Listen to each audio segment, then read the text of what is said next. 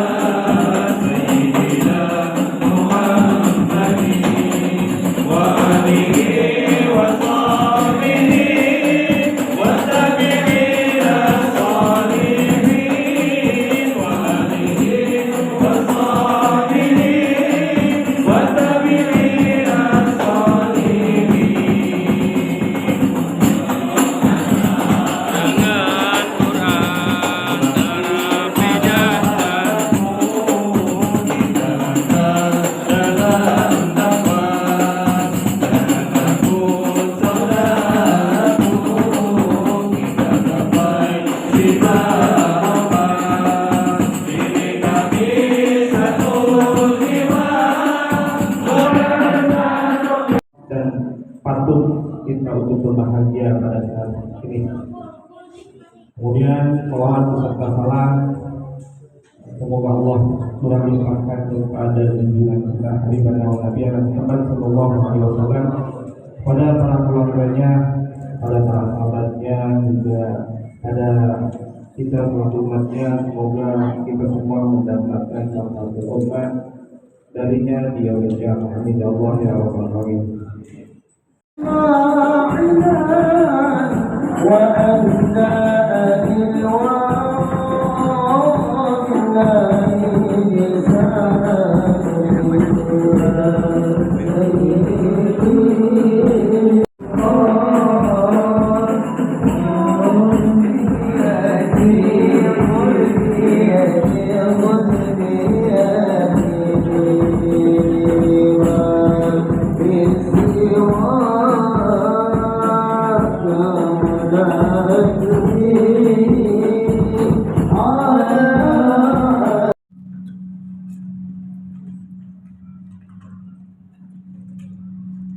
Assalamualaikum warahmatullahi wabarakatuh.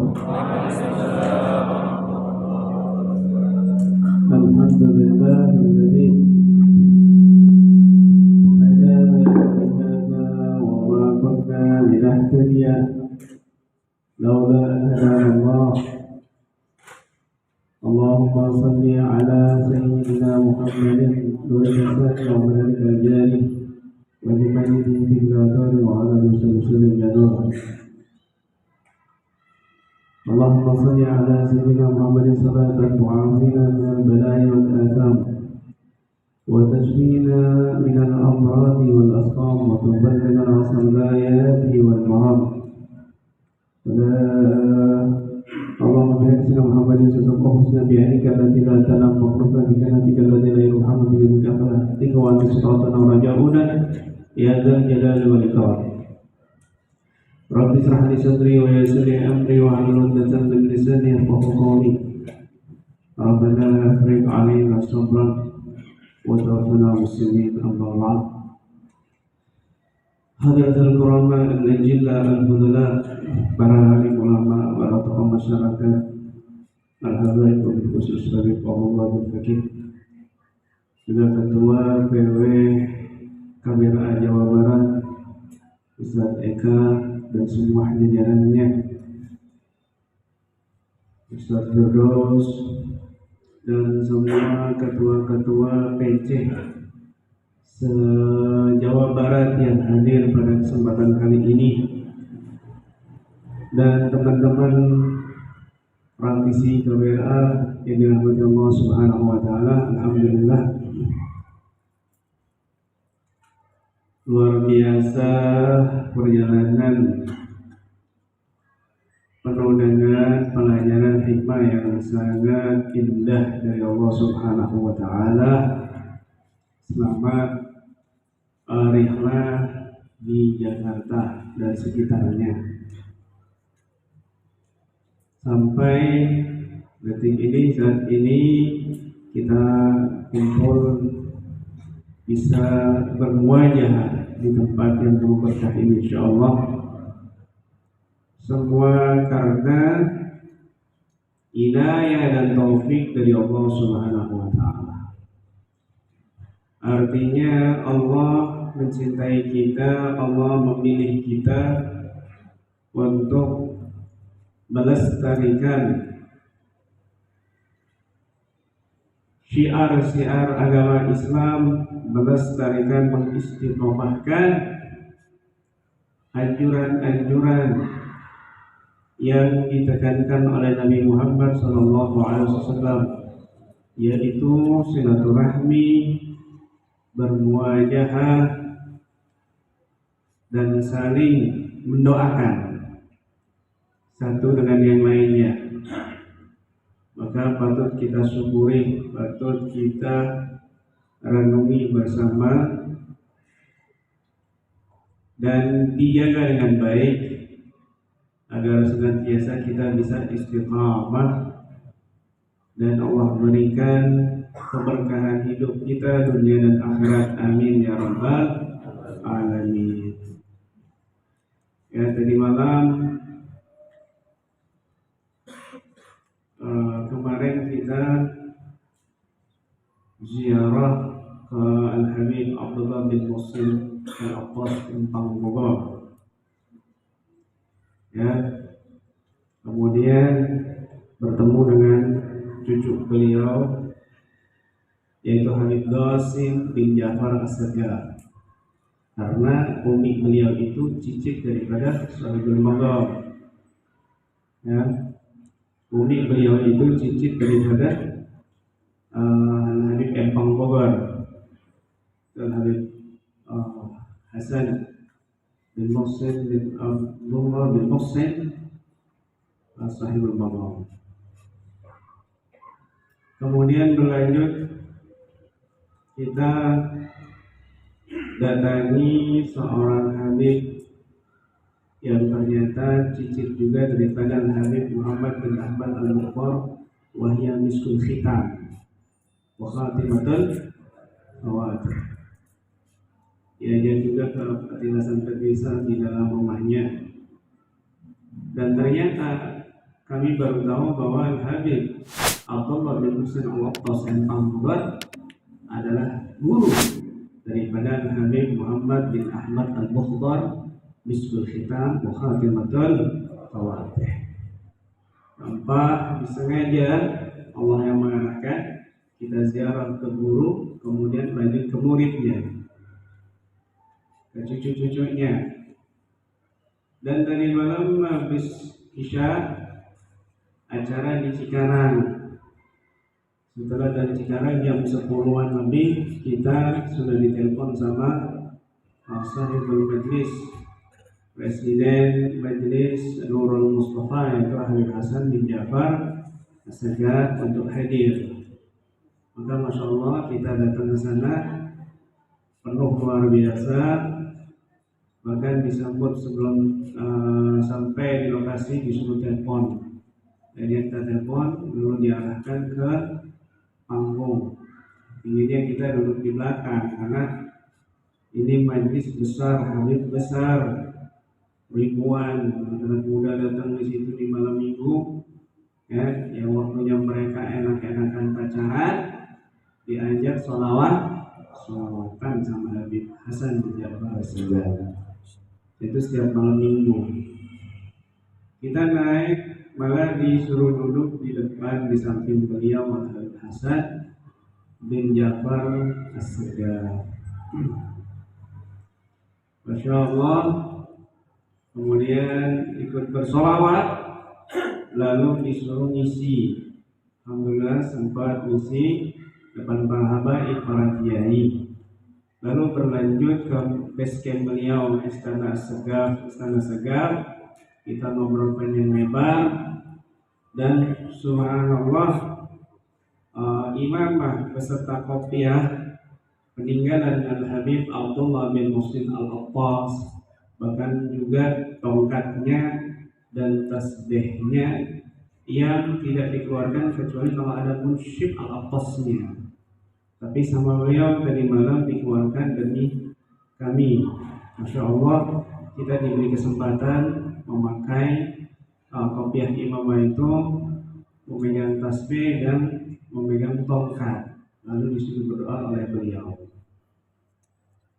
Ini anugerah yang luar biasa. Kemudian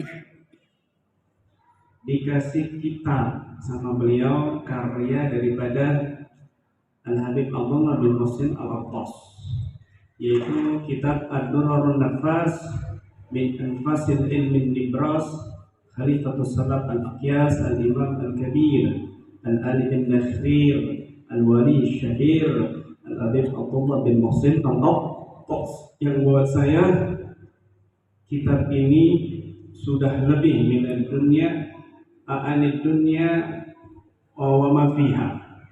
Buat saya kitab ini lebih utama, lebih baik daripada dunia dan seisinya. Masih dikasih lagi tongkat dari Irak. Saya ada di mobil. Masih dikasih lagi sorban Al-Habib Umar bin Hafid yang beliau belum cuci, dikasih ke Al-Fakir. Maka berpikir, ini kenapa kok bisa ke sini gitu? Mimpi apa? Nggak nyangka ketemu Habib besar juga di Bogor, ketemu Habib lainnya juga di Bekasi. Ini ada apa? Ada apa? Padahal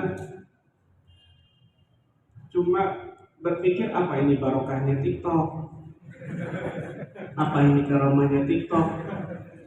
Makanya nanti kalau TikTok udah wafat, kita calling dan kita ziarah dan kita tawasulin bersama.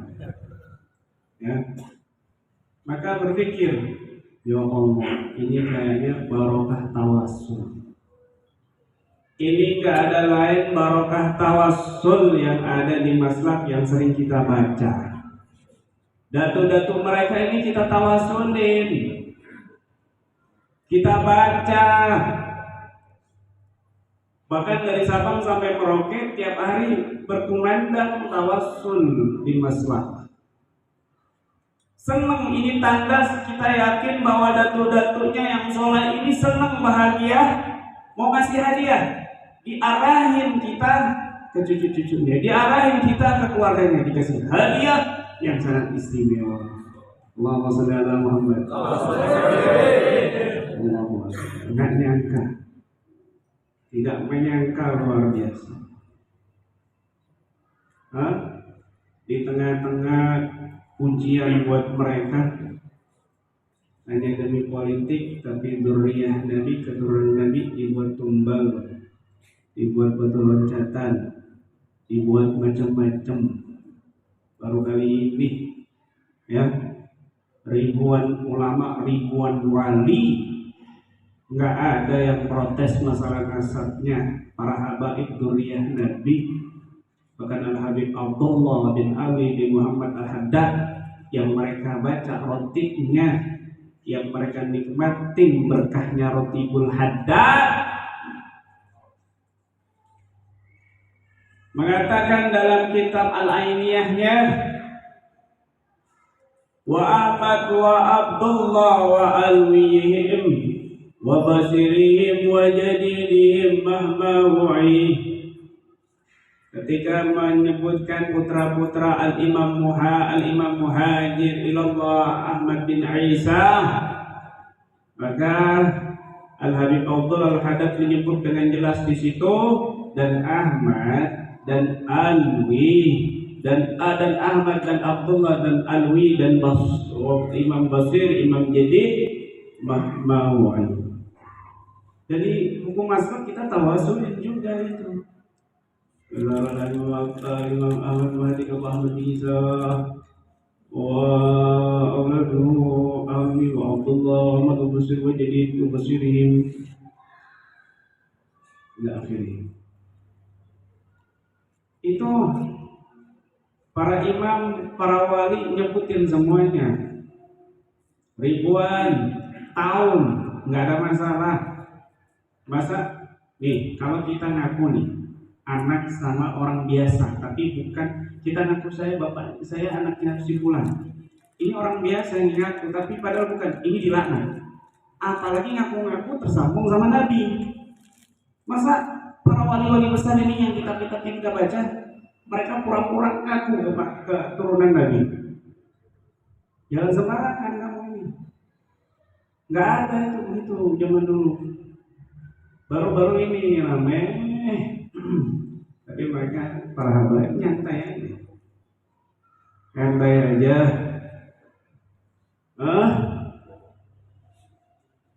Ya Allah, kita mau percaya siapa? Al-Habib Abdullah atau orang itu?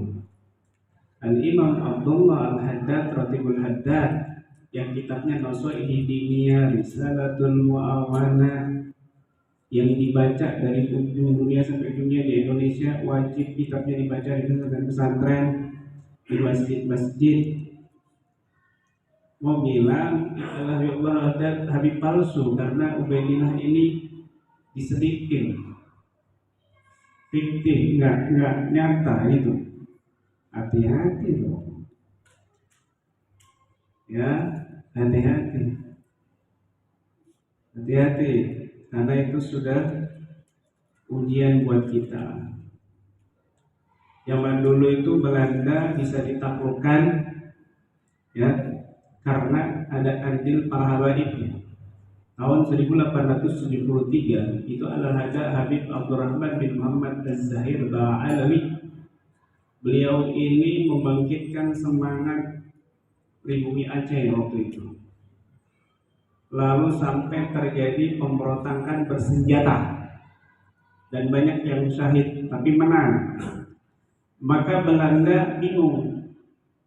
Mulai ada kebangkitan di pribumi ini, tapi diketuai para habaib dengan segala macam kelicikan mereka luar biasa, disogok. Itu Al-Habib nggak empat, sampai menggunakan pribumi untuk membuat isu bahwa Al-Habib Abdurrahman bin Muhammad Az-Zahir menerima tunjangan dari Belanda, sehingga warga Aceh sebagian ada yang tertipu. Wah, mendukung Belanda nih, Mufti Al-Habib Muhammad Abdurrahman bin Muhammad Az-Zahir pecah. Tapi tidak putus asa beliau berkorban harta, benda semuanya demi umatnya. Padahal beliau datang dari jauh ke Indonesia, dakwah di situ dilanjutkan sama putra-putra beliau, cucu beliau. Akhirnya menang sampai Belanda mengirim Snoeck-Horgen waktu itu, ya, untuk meneliti di Mekah dan di Hadramaut. Datang ke sana, sudah ketahuan barokahnya ilmunya, dia balik lagi ke Indonesia nulis tesis, ya, nulis teori bahwa di Indonesia ini nggak ada andil Arab, yang ada orang India dan Cina. Ditulis teori-teori semacam itu, disebar di sekolah-sekolah, madrasah, kuliah. Sampai detik ini ada sebagian orang meyakini di Indonesia itu sebenarnya pendatangnya itu dari India, ya, dan Cina. Dari India dan Cina. Padahal sebelum ada Wali Songo, jauh ratusan tahun sebelum ada Wali Songo, tahun 430-an Masehi, tahun 430-an Masehi ditemukan di Nelan di Gresik, sampai sekarang masih ada kuburan Sayyidah Fatimah binti Maimun binti Hibatillah. Dan di situ tulisannya tulisan khat kufi. Ahli sejarah mulai menggali sejarah itu. Dari mana ini tulisan-tulisannya ini? Akhirnya ada ahli nisan di situ yang mengatakan ini dari Hadramaut dibawa. Dicocokkan dengan yang ada di sana tulisan-tulisannya, batu-batunya ini dari Hadramaut. Artinya apa? Jauh sebelum Wali Songo ada orang Hadramaut yang ke situ. Dan ini istrinya ini. Ini istrinya. Kalau dikatakan bukan itu dari sini, buat di Indonesia, berarti kalau dikatakan dibuat petulisan ini di Indonesia, berarti ada perkumpulan Arab dong. Begitu di situ. Itu jauh ratusan tahun sebelum ada Wali Songo. Ada di Gresik. Saya pernah datang ke situ. Nah, mereka Snoeck-Horgen Belanda ini ingin menghapus. Kenapa? Karena dengan kekuatan para ulama Indonesia, para habaib di Indonesia, pribumi bisa bangkit. Nah, mau dijajah ini Indonesia nggak bisa-bisa. Caranya gimana? Umat adu domba, benci kiai, benci habah. Paham nggak? Paham nggak? Paham ya Allah. Enggak. Kita tidur pagi jam 6 bangun jam 9, bayangin ngantuk. Ya, warung aja gini geleng-geleng, gantian habisnya. Kopi dulu, ada kopi nggak? Nah, itu ini apa?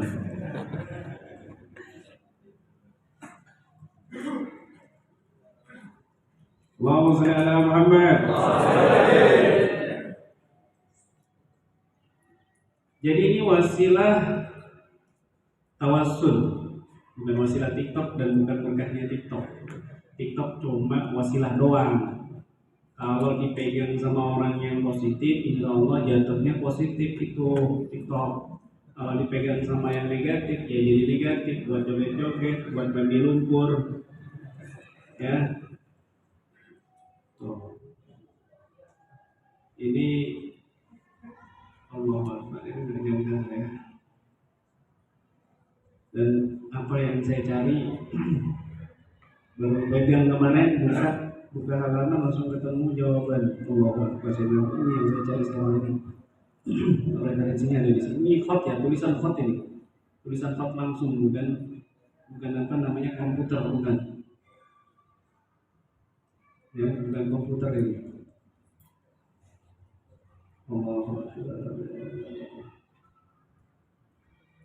Saya tabarukan, saya baca sebentar ya. Jadi sempat saya buka sedikit.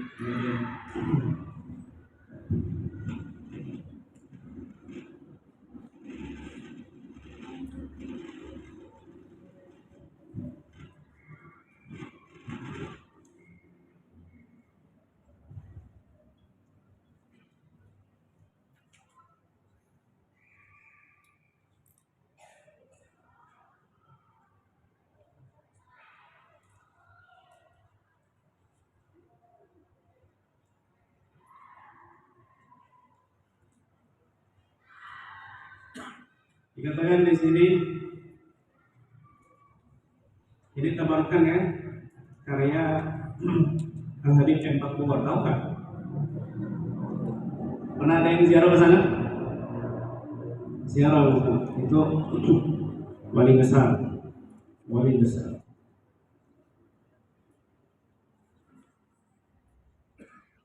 Dikatakan di sini wa fi lailatul Isra ra'al anbiya, ini tulisannya khot. Kalau nggak ahli baca khot kamu nggak bisa baca karena bukan tulisan komputer, tulisan tangan.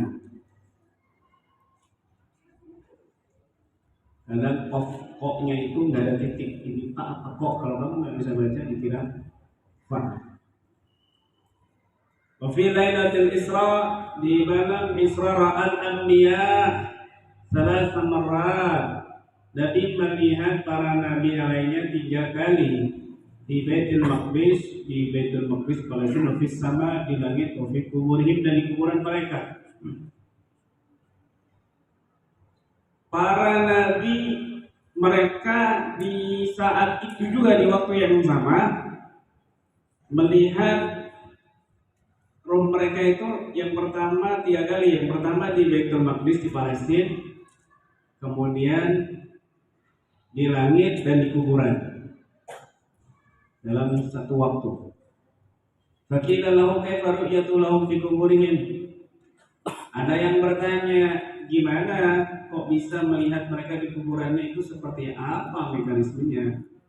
Qala radhiyallahu anhu. Maka Al-Habib Abdullah bin Husain Al-Qas yang tinggal di Indonesia ini menjawab, desa ini sabi muskil. Tidak rumit kok, gampang namanya. Idza kana al-wali yara Nabi sallallahu alaihi wasallam fi qabrih. Jika memang wali itu melihat Nabi SAW dalam kuburannya, wal wali fi baitihi, sedangkan wali itu ada di rumahnya, fakaifa bin Nabi, maka bagaimana dengan Nabi sallallahu alaihi wasallam? Lakin ru'yal wali lin Nabi, akan tetapi pandangan wali, melihatnya wali kepada Nabi, takunu fi hali yaqbah, itu dalam kondisi yaqbah, sadar. Dzakal wali, ya. La fi hali yaqbatin Nabi, bukan di kondisi yaqbahnya Nabi. Wahyal fahwaniyah, itulah yang disebut dengan dimensi al-fahwaniyah. Di silakan. Waya barzakh bainal misal wal yaqbah. Fahwaniyah ini, dimensi al-fahwaniyah ini adalah dimensi barzakh antara alam misal dan alam yaqbah. Masyaallah. Balir ra'i khamsu halat. Orang yang menundang itu ada 5 keadaan. Yang pertama manam, khayal, misal, fahwaniyah, yaqbah. Ada 5 itu dimensi. Fa'awaluma al-manam, yang pertama gerbangnya adalah tidur. Sumal khayal, kemudian khayal itu bukan kita artikan khayalan ya, beda dengan khayal dan khayalan dalam istilah bahasa Indonesia ini beda. Khayal itu pandangan yang samar, itu khayal. Pandangan yang samar itu dalam bahasa Arab khayal, bukan khayal itu halusinasi, bukan. Pandangan yang samar. Ya. Summa idastawa al-khayal sara misalan. Kemudian jika istaqwal khayal sara misalan. Jika khayal ini menjadi kuat, maka naik ke atas menjadi dimensi misal. Misal, ini kalau untuk belajar ilmu tasawuf yang lebih dalam lagi, biar tidak bingung apa sih alam misal itu begitu. Summa idastaqwal misal, kemudian kalau alam misal itu sudah menjadi kuat, sara fahwaniyah, maka akan menjadi fahwaniyah. Summa idastaqwatil fahwaniyah, kemudian kalau dimensi fahwaniyah ini sudah kuat, syarat yaqwatan, akan menjadi yaqwah, sadar.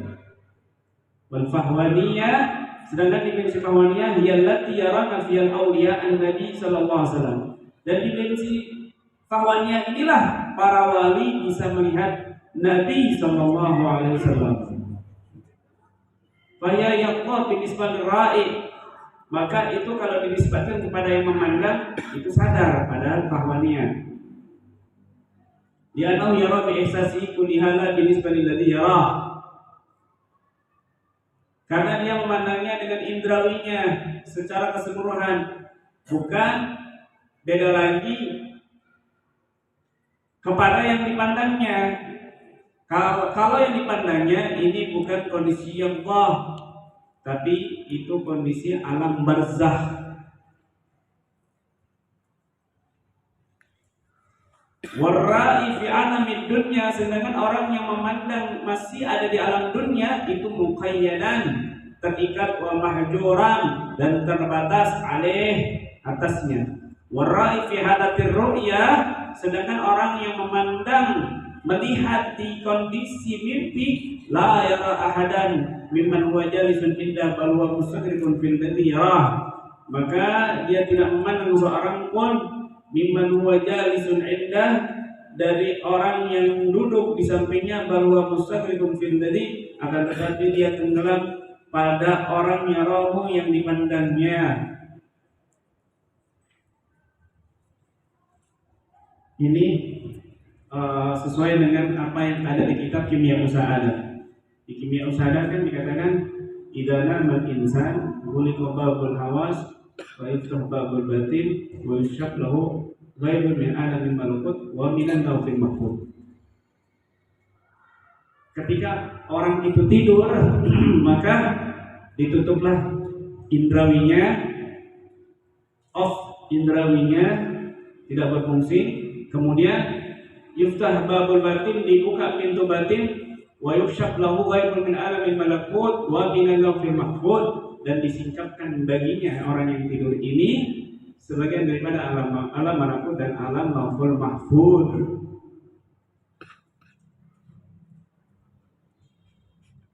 Ya, kalau kita tidurnya tidur yang bersih, maka banyak kejadian di situ terbuka hijab, terbuka alam malakut. Karena satu-satunya manusia itu gerbangnya itu paling dekat itu lewat tidur mimpi. Makanya orang barat ingin mengetahui yang gaib itu ditidurin dengan 10, 9, 8, 7, 6, 5, 4 ngerosot tidur. Dikasih benda zaman dulu. Kemudian lebih dalamkan lagi, bukan tidur beneran loh ya, tapi benar-benar melihat toh ini udah jelasin di kitab Kimia Usahadah. Lalu dipegang, terus ada afirmasi yang diperlukan di situ sehingga orang yang tidur ini mengalami masa di mana benda yang dia pegang itu muncul, misalnya di masa kerajaan dan sebagainya. Ya, itu pernah kita praktekkan dulu banget kita praktekkan sama pasien yang nggak sembuh-sembuh. Ternyata di rumahnya itu tempat orang-orang bertapa. Kita ambil batu waktu itu. Ya, kenapa nggak sembuh-sembuh? Kemudian kita suruh dia tidur pegang benda ini, tapi pakai cara yang mirip, tapi ini ilmu apa ya? Ilmu subhan. Isyarat ilhamiyah. Tapi dia tidur. Nah, tidur ini lebih gerbangnya lebih dekat, tersingkap di situ. Dia melihat semuanya, lalu kita tutup portalnya yang ada di situ, dan alhamdulillah ibu ini tidak lagi sensitif, tidak lagi ada kena gangguan dari dimensi yang ada di rumahnya itu. Karena rumahnya itu subhanallah tempat orang-orang bertapa, tempat dulunya cukup banyak jin. Ya, dan itu difilmkan juga. Kalau punya Netflix coba tonton apa itu The Protector, saya pernah cerita dulu. Ya, tapi itu caranya dibunuh setengah mati. Lalu nemuin cara lagi minum obat tidur.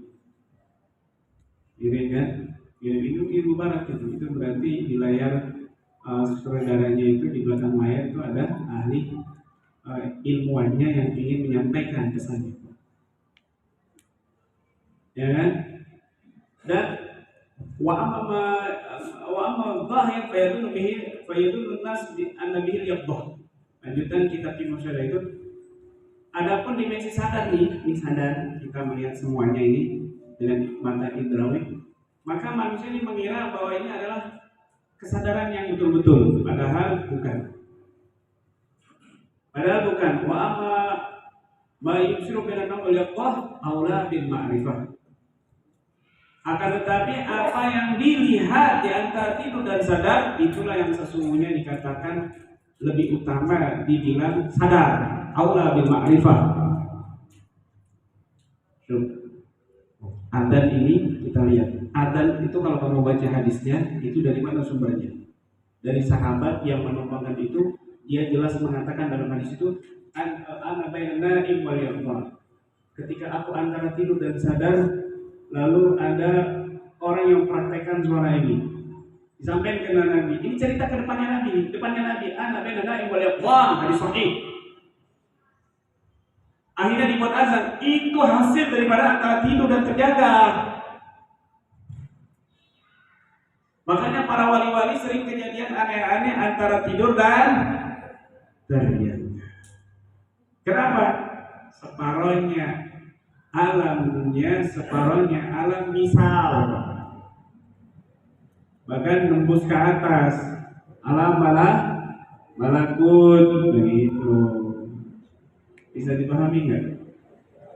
Jadi jawabannya dijelaskan di sini oleh Al-Habib Abdullah bin Muhsin Al-Qas Sahib Bogor, dan kita kenal dengan Habib Empang Bogor. Ini kitanya.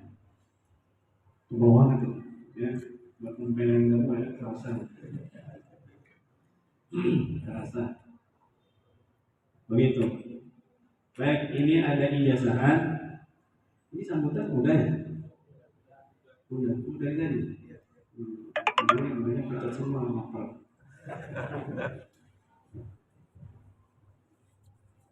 Ini ada 2 ijazah. Yang pertama ijazah jodoh kilat jasa.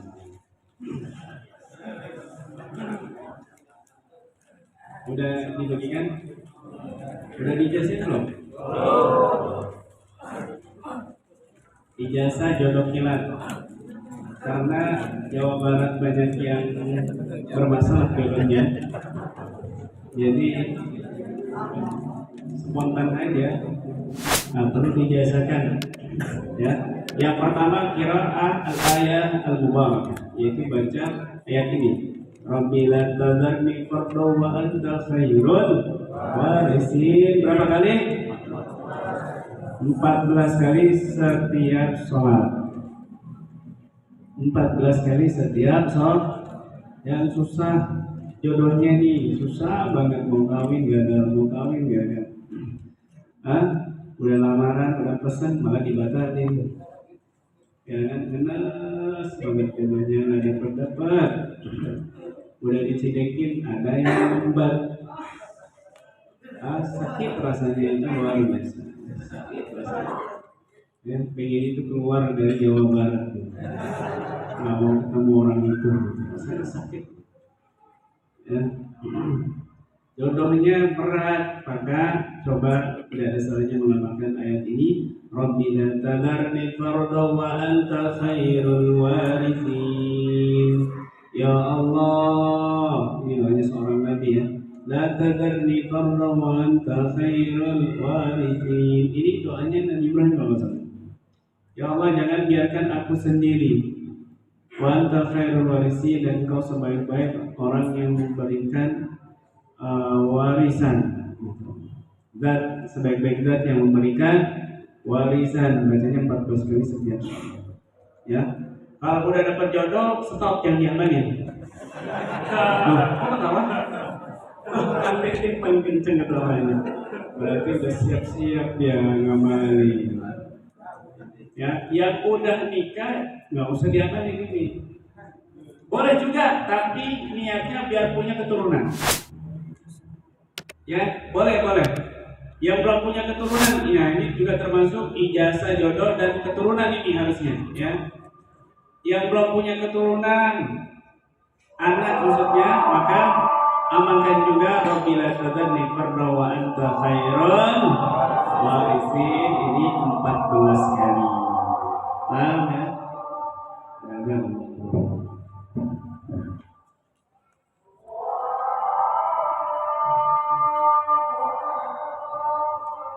Jadi Rabbi la tadharni farda wa anta khairun warithin 14 kali setiap sholat.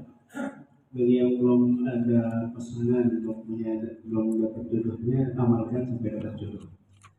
Kalau yang belum punya keturunan bisa diamalkan juga ini, niatnya untuk punya keturunan, ya, bukan niat nikah lagi loh ya, tapi niat punya keturunan.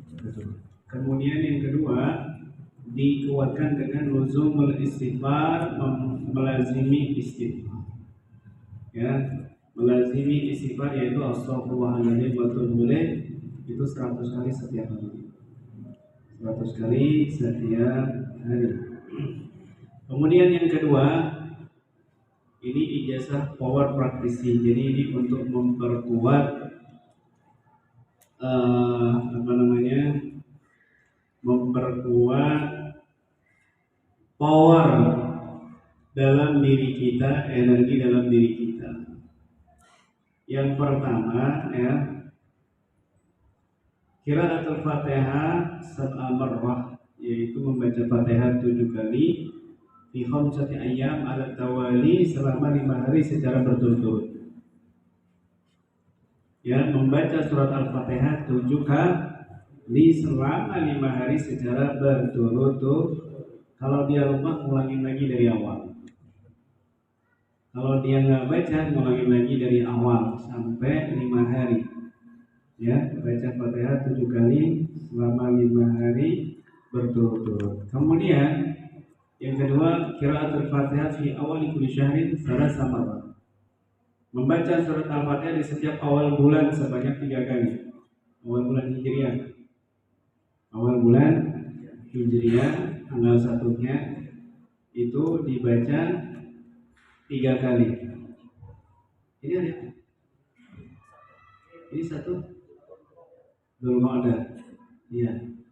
Masih ada kesempatan ya, bisa dibaca 3 kali. Harusnya tadi malam habis maghrib itu baca. Ya, setiap habis maghrib awal bulan dia itu dibaca 3 kali. Tapi masih ada kesempatan untuk kita amalkan ini dimulai dari sekarang ini sampai nanti maghrib. Ya, dibaca Fatihahnya 3 kali. Itu untuk penguat. Nanti kamu bisa merasakan sendiri sudah. Ya, saya nggak bisa cerita panjang lebar. Itu mujarab luar biasa, amalkan.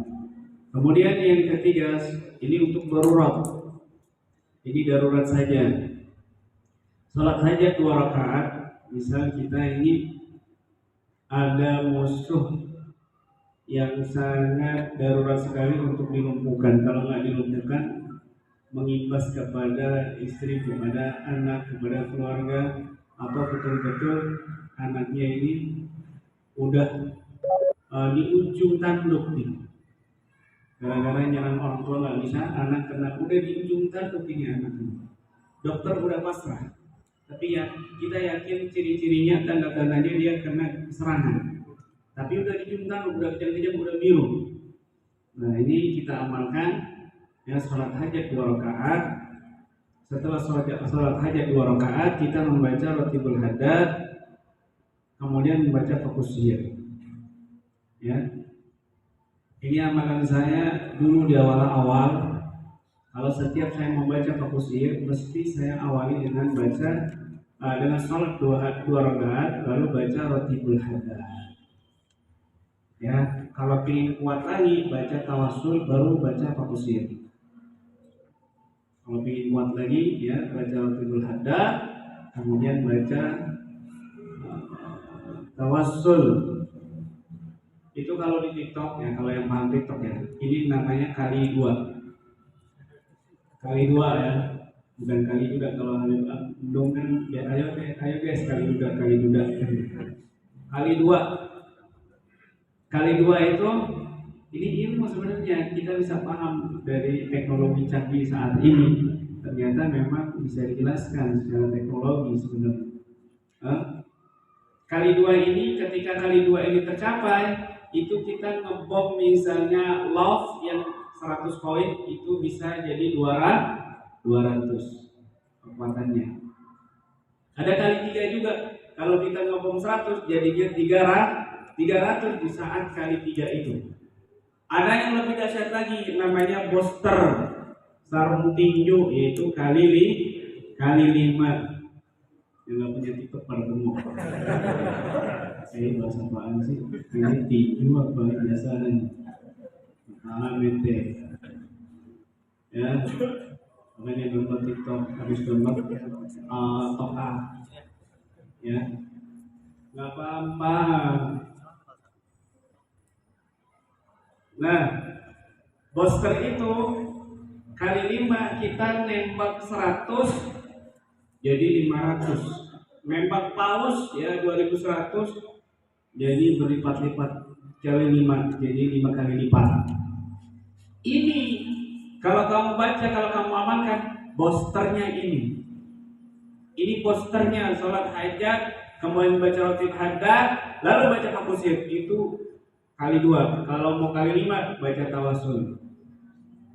Baca tawasul itu amalan saya sendiri dulu di awal-awal waktu parah-parahnya serangan. Sekarang mending, kalau dulu itu justru paling belum pernah sampai sekarang saya menemukan separah awal-awal dulu, belum ada sampai detik ini. Belum ada kasus-kasus panjang, belum seberat ada kasus kami. Belum seberat sampai mati suri loh. Ada ceritanya kasus dengan mati suri. Dahsyat, amalkan, kemudian baru baca fakusir. Jadi fakusirnya itu nembaknya 5 kali lipat, ibaratnya begitu. Nah, ditambah lagi kamu bakar buhur, buhur garu. Ya, kalau liba atau lubenan minyak Arab, usahakan itu jangan malam dibakarnya, tapi pagi atau siang, pokoknya siang hari, jangan malam ya. Karena kata orang-orang sana, kalau luban minyak Arab itu dibakar siang sore hari itu malaikat yang datang, giliran malam malah jin yang datang. Karena minyak itu begitu. Jadi kalau bakar minyak Arab pagi atau siang hari. Kalau malam bakar buhur yang wangi-wangian gitu. Niatnya juga untuk tafakulan, ikutin orang-orang soleh yang membakar buhur. Ya, ini sholatul hajat perkataan semua tadra ratilul hajat sumada doa fakasihir indodurul iqtal ashar. Tujuannya untuk menghancurkan sihir-sihir yang ada atau melumpuhkan orang-orang zalim yang menjahati kita, menzalimi kita. Semua ijazah ini tersambung dari guru ke guru, dari Abah Al-Fakir. Maka detik ini dan saat ini ajastukum dzalik. Alhamdulillah, barakallahu lana wa lakum. Rijala minal ulama al-alamin al-aminin al-mutmain alladhina khawfullah khawfun alaihim wa lahum yahzanun bi rahmatika ya arhamar rahimin ya arhamar rahimin ya arhamar rahimin. Wa sallallahu ala sayyidina Muhammadin wa ala alihi wa sahbihi rabbil alamin. Al-Fatihah.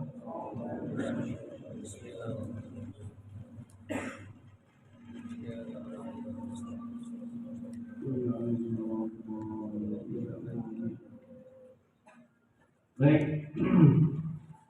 Mungkin ada yang mau disampaikan atau ada pertanyaan atau ada keluhan dan lain sebagainya buat para praktisi, silakan.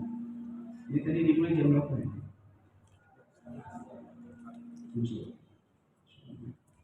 Udah pada makan belum?